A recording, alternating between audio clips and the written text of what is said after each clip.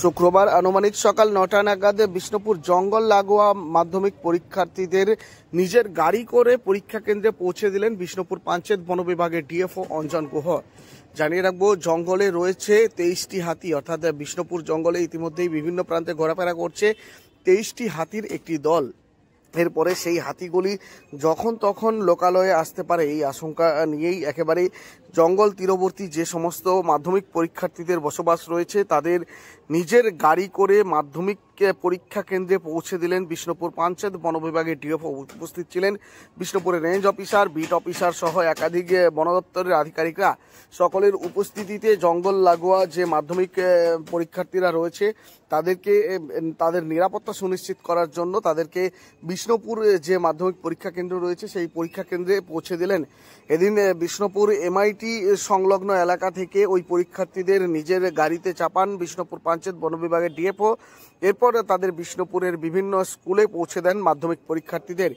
এই ঘটনার পর আমাদের ক্যামেরার মুখোমুখি হয়েছিলেন বিষ্ণুপুর পাঞ্চেত বন বিভাগের ডিএফও অঞ্জন গুহ। কি বলছেন তিনি, শোনাবো তার প্রতিক্রিয়া।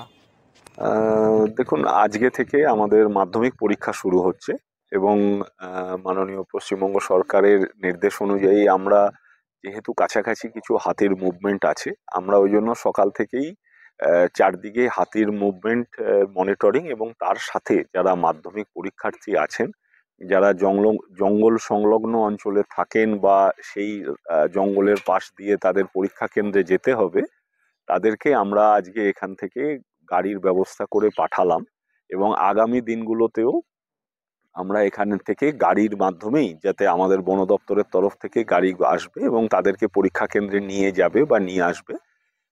আমাদের সাথে আমাদের এখানকার আমাদের ছাত্রছাত্রী, তাদের গার্জিয়ানরাও আছেন যারা আমাদের জেএফএমসি মেম্বার। তো এই মনিটরিংটা আমরা মাধ্যমিক এবং উচ্চ মাধ্যমিক পরীক্ষা একদম যতদিন চলবে ততদিন আমরা চালাবো। আমাদের এটাই সরকারি নির্দেশ, সেইভাবেই আমরা কাজ করব।